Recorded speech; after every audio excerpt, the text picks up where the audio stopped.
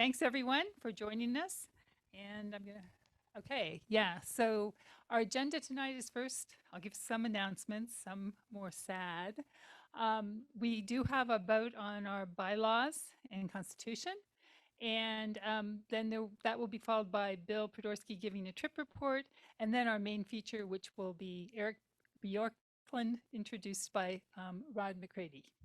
So first, very sad news. Jan Studebaker passed away on June 25th, 2022. He was really a leading star of the Mountaineers, having had many leadership positions, participated in numerous outings. He actually worked at the lab, and I had the privilege of working with him maybe 20 years ago. So we will miss him. We are going to be collecting photos of his adventures with you folks, and we'll be sending out an email about that.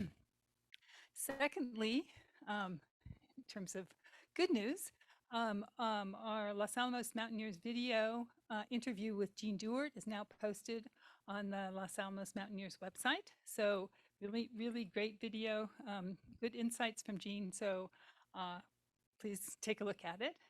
And then we are going to have a 70th anniversary celebration of the Los Alamos Mountaineers. This will be in September 17th, 2022. It will be at Urban Park. It'll be a potluck. We will provide, the Mountaineers will provide the main course. And so look for upcoming announcements so you can sign up for activities or even hopefully lead some activities. Okay, so I think now let's go back to the Los Alamos bylaws. So there's going to be an online voting, but we're also going to vote here. So we sent out a red line version of the new bylaws and constitution for the Mountaineers last week. And so the question to the folks here and online is, do you approve of the bylaws? Yes. Raise your hand here if you approve. Yes, now. Can you count, Bill? And I'm raising my hand.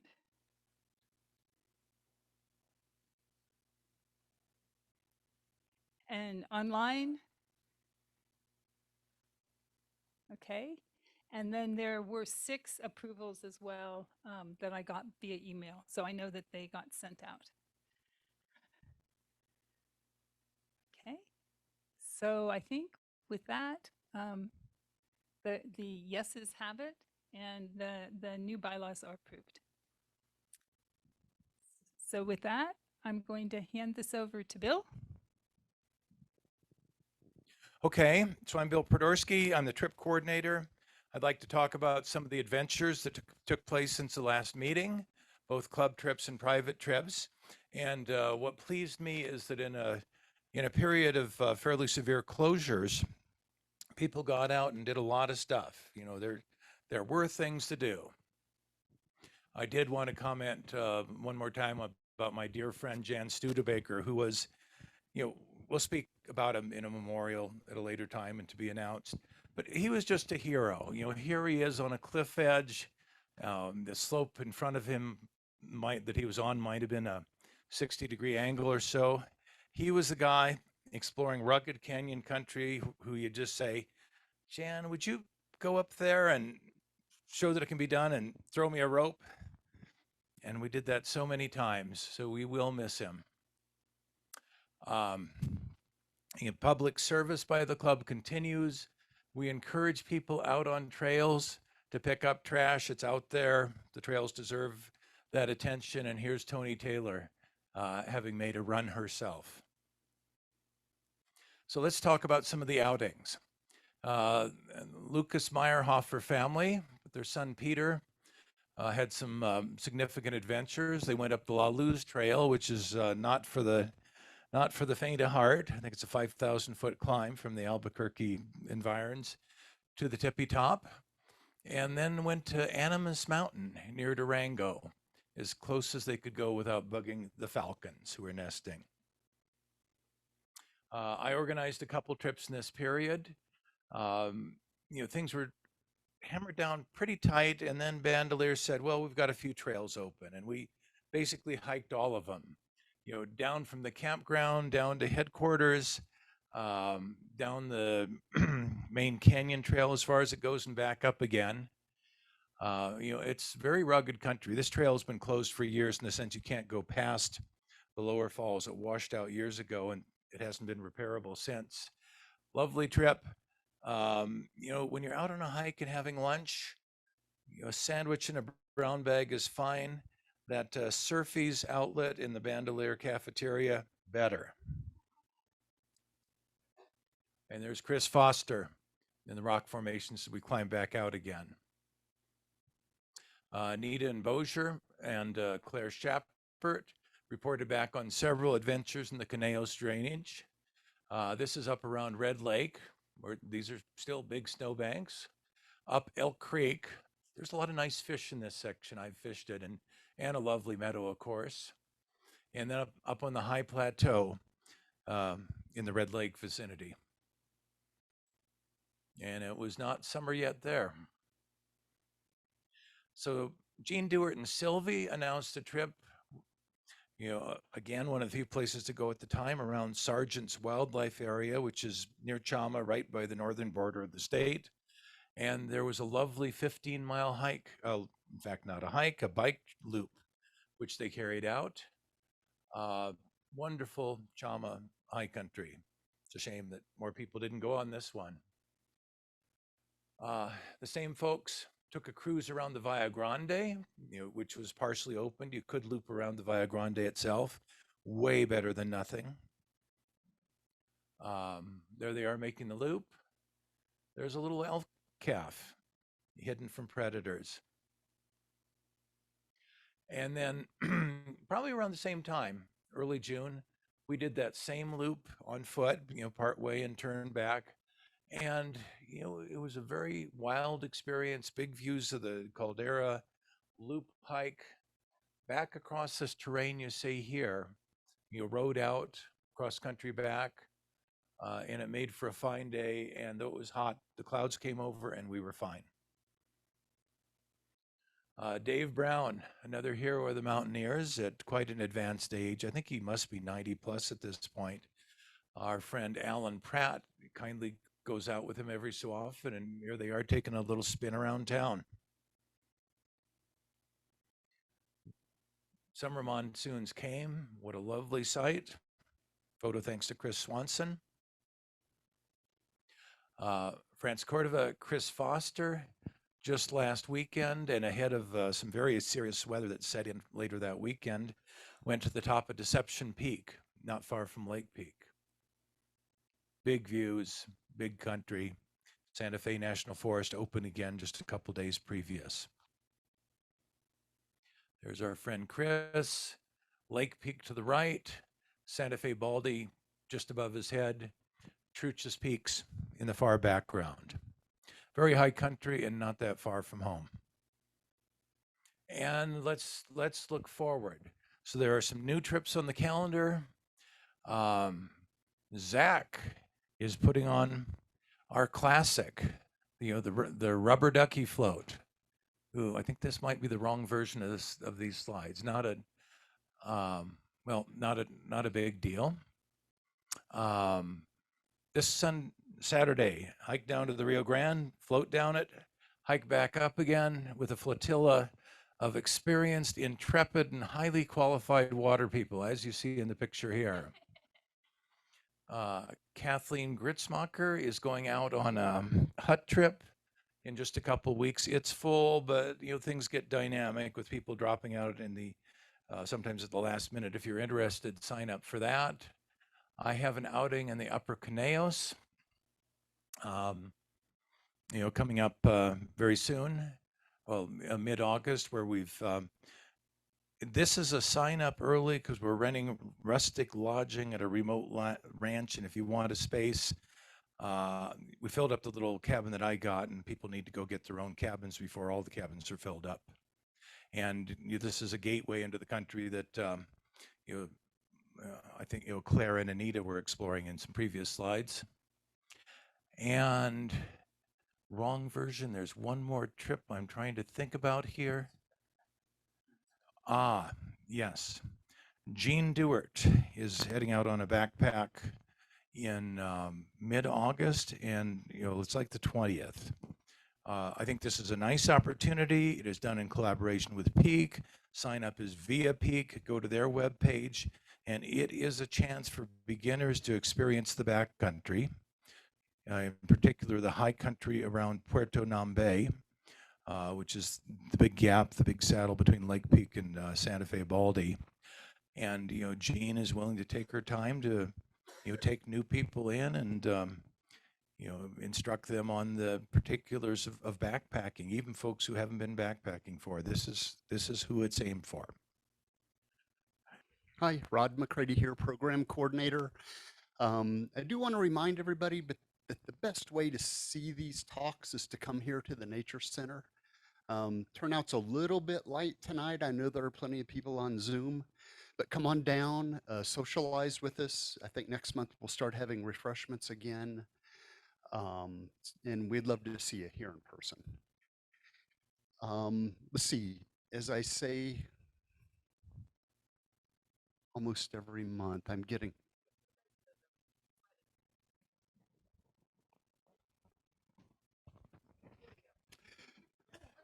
I do have a talk lined up for July. That'll be a good one.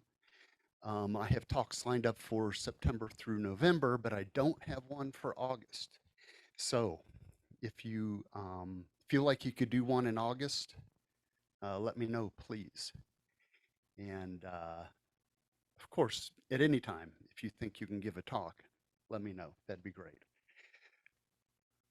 And there was one more thing, and I can't remember what it is, but I'll just go ahead and introduce Eric. Eric Björklund is somebody that I worked with since 1999 for a long time. Sometimes there were slack times, and he would tell me about all of his adventures, so I knew that he would have material for a talk. So I hit him up, even though I hadn't seen him in a few years because he retired. So we worked at Lance. He walked to work every day. So that's about 9 miles of walking every day for him. So I knew he is a strong hiker. He tells me growing up here in Los Alamos, his parents and the rest of his family really got him out to hike a lot, and he's continued that tradition. And I know at least one of his siblings, well, I know 2 of them do too. So he has a long background in the outdoors. He's very qualified to give this talk. So without saying any more, here's Eric Björklund. Okay, we made it to unmute. First thing. Okay, well, I'd like to thank you all for inviting me to talk to you today about some interesting places to hike in northern New Mexico. Before we begin, however, I should go through a little bit of list of things that I am not. I do not climb rocks, and I am not a geologist, nor do I go around carrying rocks like that. I do enjoy interesting rocks, and I sometimes bring them home with me, but I'm not really quite as dedicated as Mr. Kelly is here. So what do I do? Well, I go on hikes and I take pictures.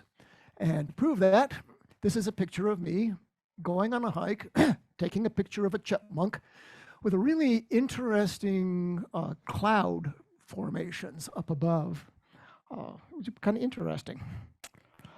Okay, so when I retired from the lab, I hooked up with a hiking group called the Lemon Lot Hikers, because that's where they would all assemble every Wednesday before the start of a hike.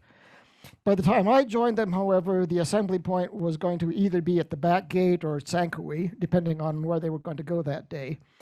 But the Lemon Lot Hikers name stuck, just like everything else in Los Alamos, and so that's what we still call them.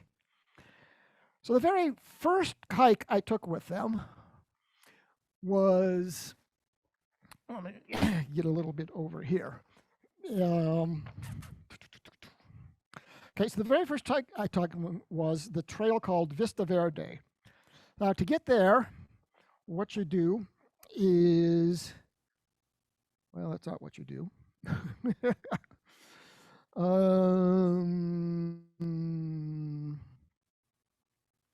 Back up. There we go. All right. Now you can see what you're doing. All right. So basically you take US 285 north to State Road 6 north. When you reach Pilar, you take State Road 570, which is this guy right there. He crosses over the Rio Grande, becomes State Road 556. And then you go up this little hill here for a while. And then eventually you get to the starting point of this trail right there. And then you should see this sign right there. You park there, and then you just start walking up the ridge. Now on the way up,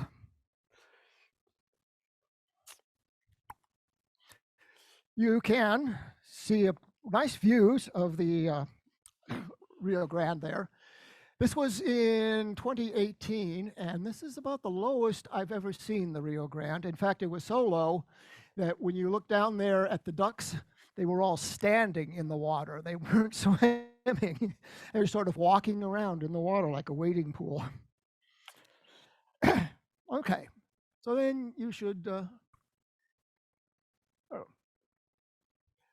okay, no, okay, I've got that. Okay. At the end of the trail, we came to this pond right there, which kind of ironically looked like it had more water than the Rio Grande had in it. So that was kind of interesting. Also, there's really something ironic about seeing a dead tree growing out of a pond of water. Dead as it was, however, I kind of find the patterns in that tree's bare branches really fascinating and even grandiose. And this was actually the beginning of my dead tree fetish. Now this hike was just a short one, so we did 2 hikes this day. Our next hike took us down to the going down to the Rio Grande, and then we'd come down here and go over this little mountain up there, and then we'd come back that way. And what we were doing with that is we were exploring the John Dunn Hotel, which is in that general area.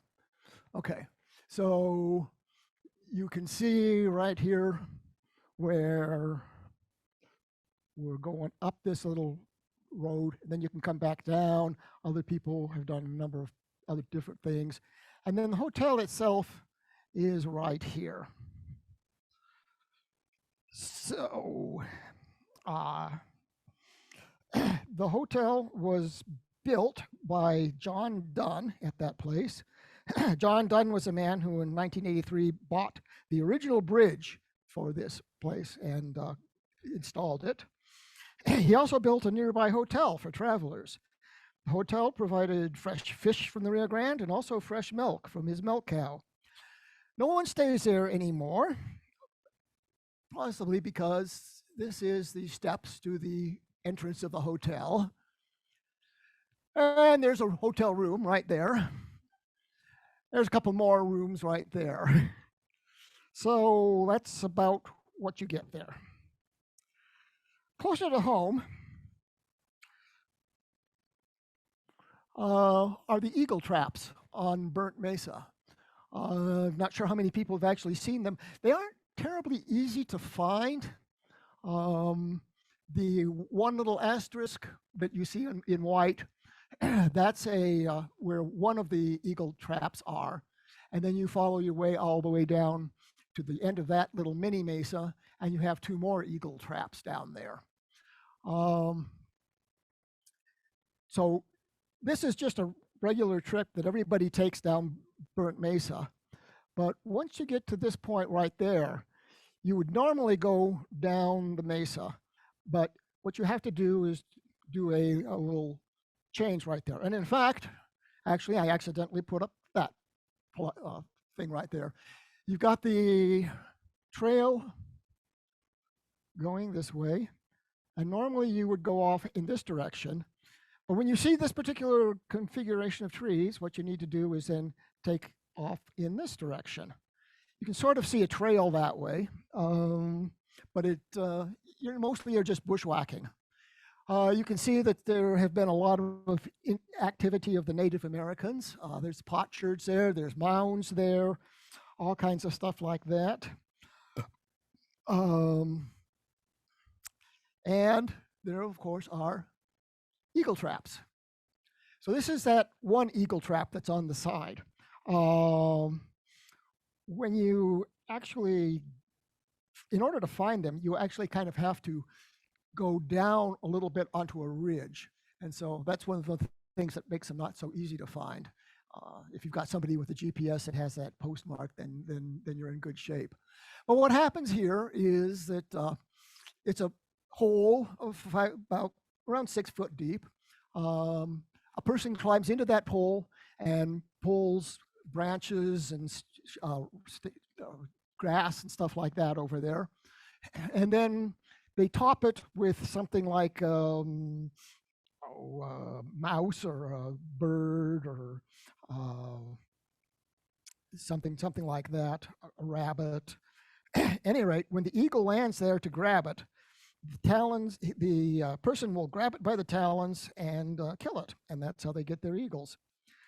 So this eagle trap is about 1/3 of a mile from where you would have turned off to descend. So give you a pretty good idea of where to start looking. And they are at the end of the mesa. They're easier to find, but you still have to go back down onto that little bench there. Yeah, these are also on that west side of that bench. And as a bonus, once you get to the end of that, you get a really nice view of the Frijoles Canyon. And of course, it wouldn't be called Burnt Mesa if you didn't have a burnt tree. So another fun trip, the Lower Paliza Goblin Colony, and that's, okay, to get to there, what you need to do is you need to take State Road 4, and there's 2 ways to get there. One of the ways to get there is to get up,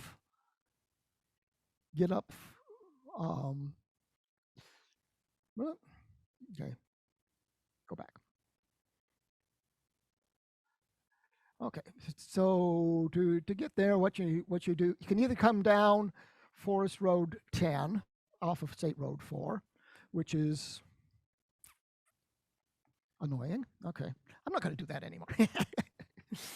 You're just going to have to figure that out. All right, so you can either come down from the Forest Road 10, and that'll take you directly to the trailhead. Or you can keep going on State Route 4, and you can get off on State Road 290, which is a lot longer way to travel, but on the other hand, it is a more paved route. And so at the very bottom down there, you can see that State Road 90 goes off to the right, Forest Road 10 goes off to the left, and takes you up to the trailhead right there. It's not really clear to me which would be the faster route for the moment. However, I don't really want to think that you would want to get there, because as you can see up here, it's rather perilously close to the Cerro Pelado fire. So that's probably going to be out of commission for a while. So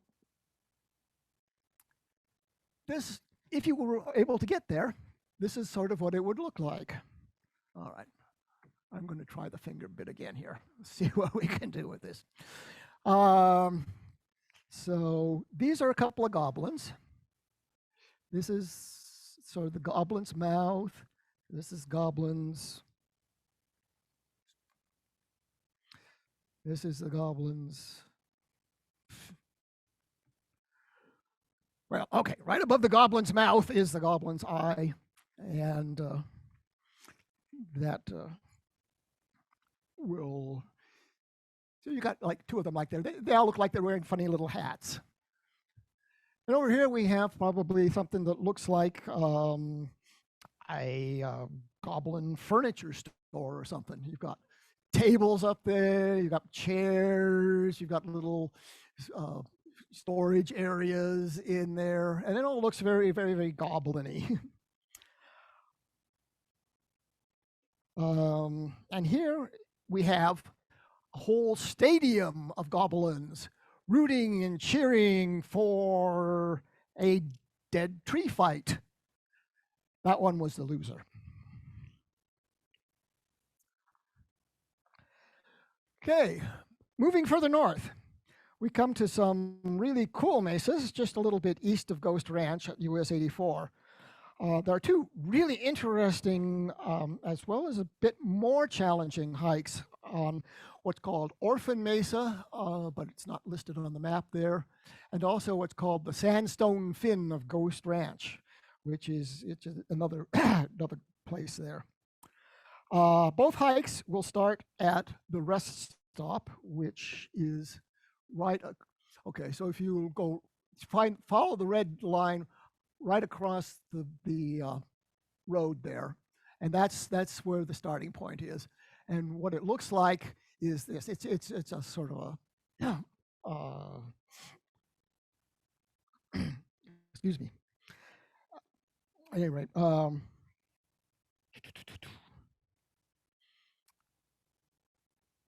okay.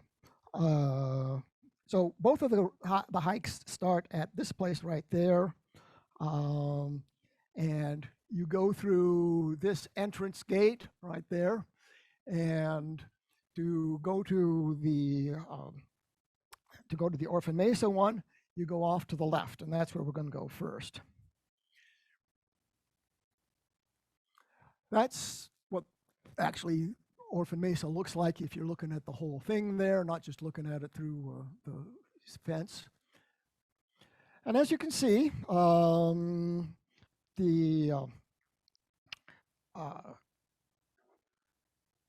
total elevation change on this is only about 300 feet. So we don't ever actually get to the top of that. But there are still some some challenging scrambles going on up there, as well as some going through some rock arches, stuff like that. So it's a little bit more exciting one. There's some pretty interesting rock formations up there too. And even if you're not a geologist, you can look at interesting rocks, such as this one right here, which, for lack of being a geologist, I'm calling sponge rock.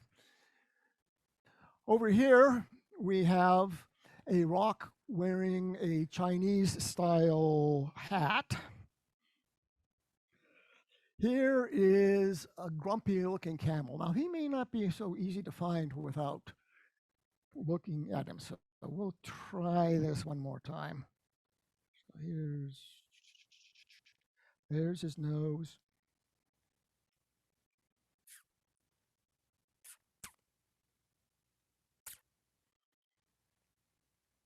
Okay, there's his eyes, and then behind him is his backside. This one's a little bit easier to see. This is a mutant baby elephant with a three-pronged trunk. And then right behind him is a stone wheel that never finished getting carved out. And this week's dead tree of the week is right near that area there. Okay, so just east of Orphan Mesa, we have the sandstone fin. The starting place is the same as the Orphan Mesa, and at the time, instead of out and back, we did a circumnavigation of that mesa, and that's what that looked like. And just like Orphan Mesa, there are, that's actually what you will see of Orphan Mesa. So there are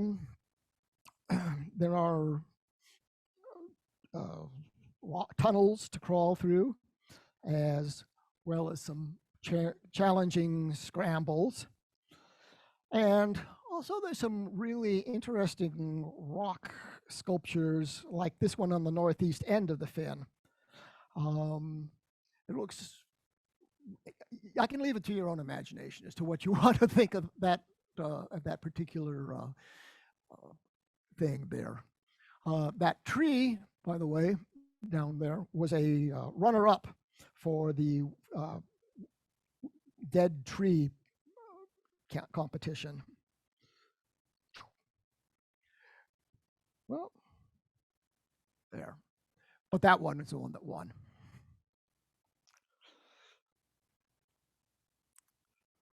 Okay.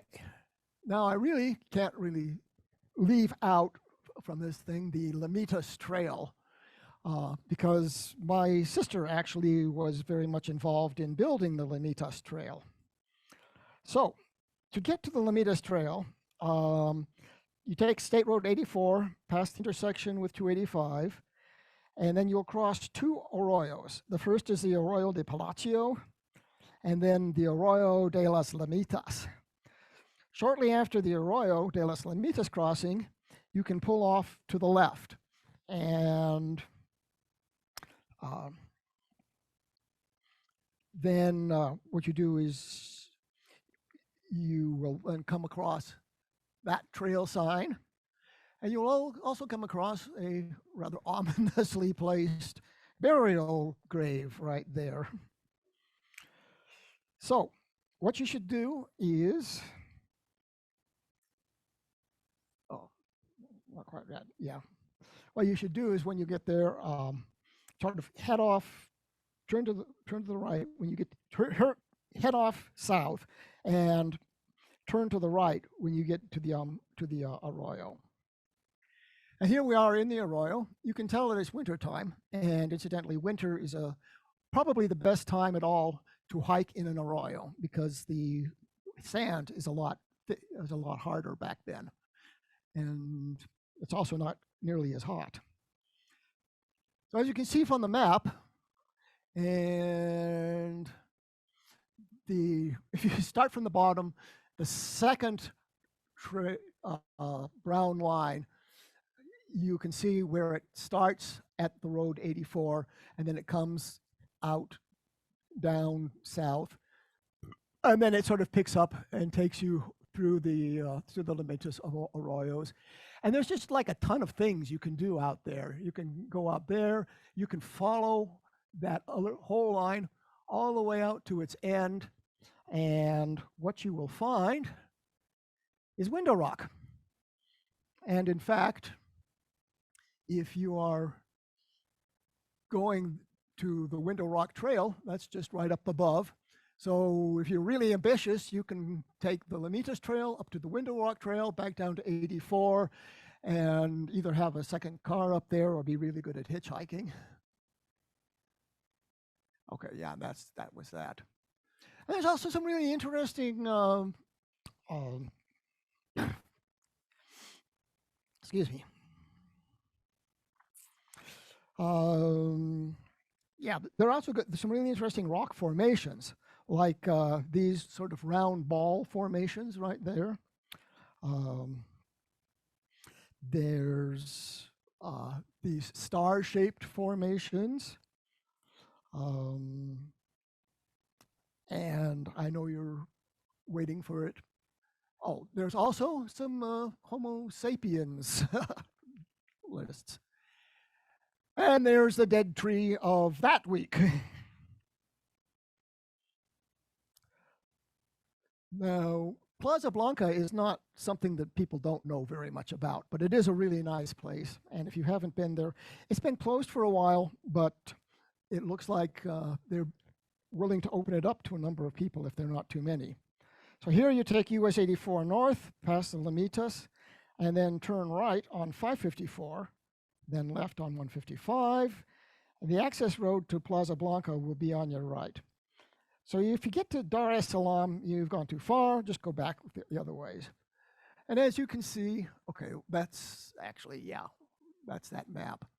And so you can see from the where the Plaza Blanca trailhead is relative to that. As you can see, there's lots of trails and lots of places you could go. Here's a typical cliff down there, nice and white. Here's the road bank. There's like just all sorts of rocks over in there. Some interesting geological formations. And colonies of things topped by rocks. Another white mesa out there. And if you are really an artsy photographer, there's plenty of opportunities for doing artsy photographs, kind of like that. And there's the dead tree for that week. Our next one is the Dead Dog Trail, which is an interesting name for a trail. So to get there, what you do is you take the Santa Fe bypass, 599, and exit to the north on Camino La Tierra, which is also County Road 77.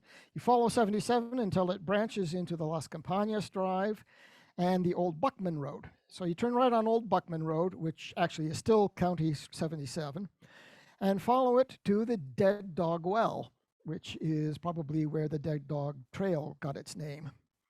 There are a couple of trails actually here. That one goes in the opposite direction, and for want of anything else to call it, I've been calling it the Live Cat Trail. So the Dead Dog Trail, yeah. Basically what it does is it takes you past an amphitheater and up to the top of a mesa. We hiked to the top of the mesa when we went there. We followed the lower red line to the top of the mesa. It's just sort of a climb all the way up to get there. Once we got there, we noticed that there was a switchback trail that you could go up to, which I recommend. So we went back down the switchback trail there, and that's where that loop came from.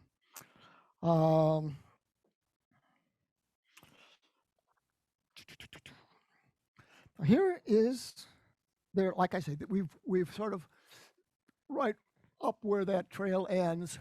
It's an amphitheater, and this is what the amphitheater looks for ground level.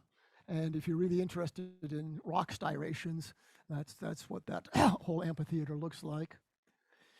Here we have some people up at the top looking down onto the amphitheater there.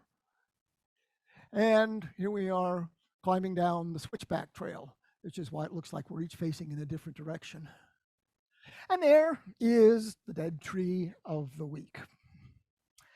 So by this time, you may be getting a little bit tired of all the dead tree photos, so let's change gears for a while and do something a little more interesting. Switch to dead cars. So here, we found this one in the Mendales Arroyo where we were hiking the Apache Trail. And there's just got to be some sort of interesting story about how in the heck that car got there. And I can understand why it's still there, because I don't see how any way it's ever going to get out. Going on, in Mushroom Basin, there's a dead truck up by the San Antonio Hot Springs. And you can see it's even got a log as a passenger in there. But it's not going anywhere very fast. Now here's a remains of a dead car that's actually at the base of LA Mountain, or Mount Los Alamos as Google Maps calls it. Okay, not really a dead car, but a pretty stuck truck. This one, however, had an happy ending and we were able to get it out. Also not technically a dead car, but dead anyway. Here we are in the Ruta de los Indios, where this is starting at Cerro Santa Rosa, conveniently parked at the end of the trail to transport worn out hikers back to the trailhead, some maintenance required. And with that, here we then have, for the last thing, we will end this talk with a picture of the Lemon Lot hikers reenacting George Washington's crossing of Stable Mesa in a horse trough. And that is the end, and that's also the chipmunk I was photoing.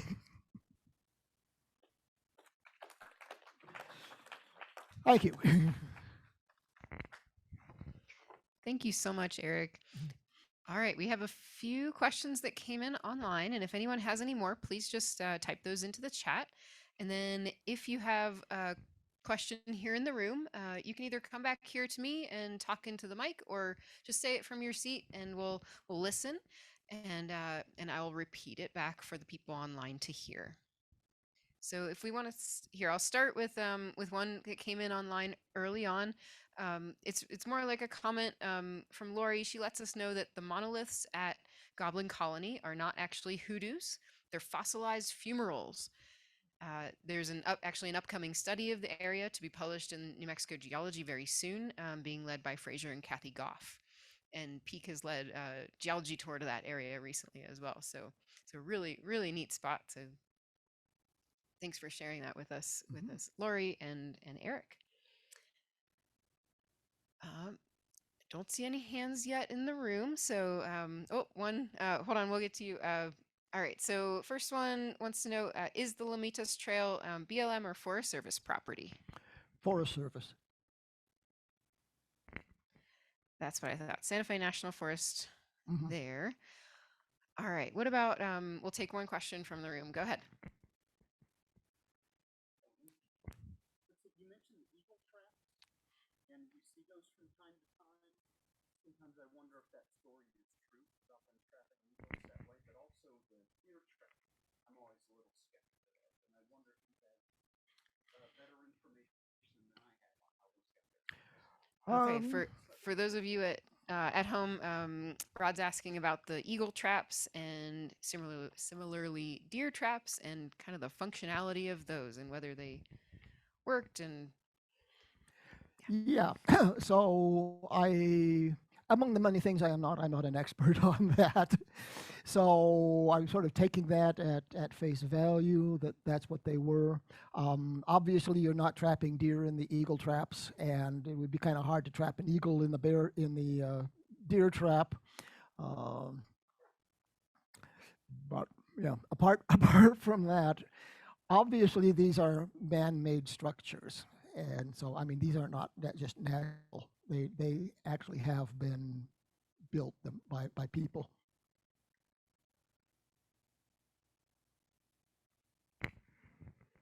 all right, thanks, Eric. There's one more question in the room. Let's take that one first.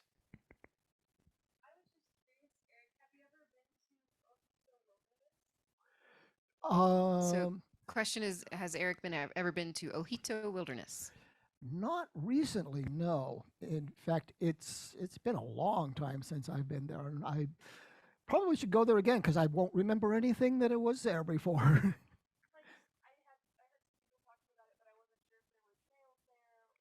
Right. I'm afraid I can't help you with that. And even if I did know the answer, it would be so obsolete that it wouldn't do you any good anyway.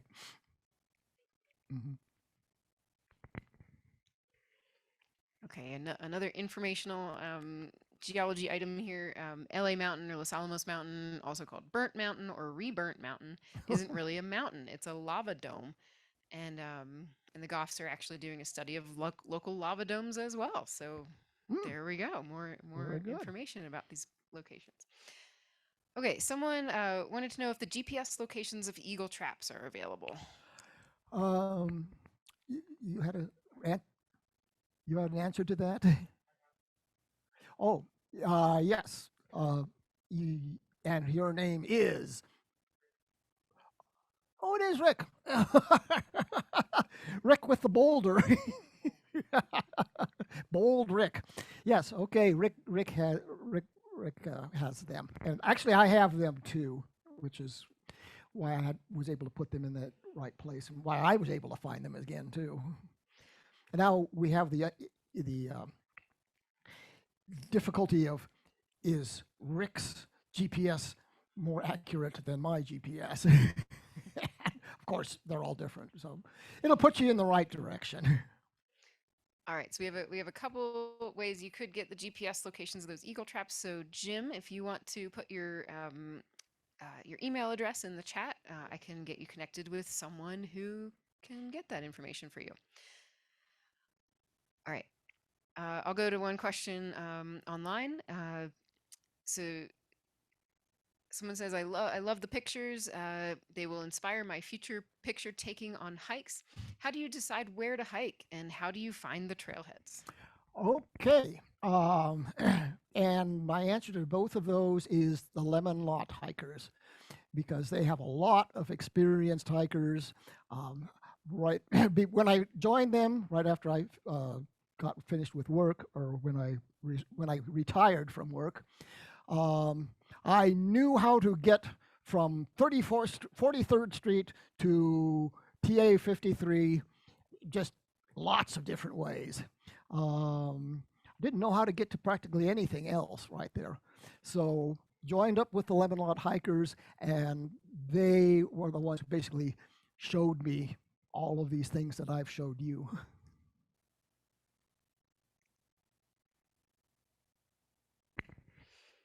Okay, sorry, trying to keep up here. Yeah, there was a couple questions about whether the presentation was recorded. It is being recorded and will be posted on Peak's YouTube channel. If you need a link to that, or you want to know when it's coming up, just respond to any of those emails you got with the information about tonight's presentation, and I can get you that. One more question in the room. Go ahead. Yeah, Henry, you mentioned the book you also use on the trails. Oh, yeah. So there's a question about a guidebook. Oh, yes, right. Sorry. Yeah. So Joan and Gary Salzman were the originators of the Lemon Lot trails. Gary, unfortunately, is no more with us. And Joan is getting to the point where she doesn't do that much hiking either. But Gary Salzman is the one who created the book, which is basically just a whole book full of GPS trails. I mean, that's what it is. There's no text or anything like that. It's just, and actually a lot of those a couple of those trails that I showed you, the GPS tracks, those actually I had to take from Gary's book. He also has a thumb drive that has the GPS tracks of all of those on that. And that's where I was able to take those tracks, like from the Plaza Blanca and some of the other places.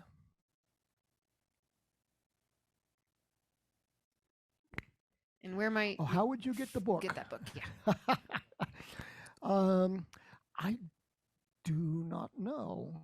A number of people have found it in different book areas or book state or maybe Friends of the Library. I don't know. I'll have to ask Joan when I see her next. So, yeah, Anita just piped in on the chat that you can get it used at Amazon and maybe at the library as well. Oh, okay. All right. Any other questions here in the room? One more up there. Yeah, go ahead.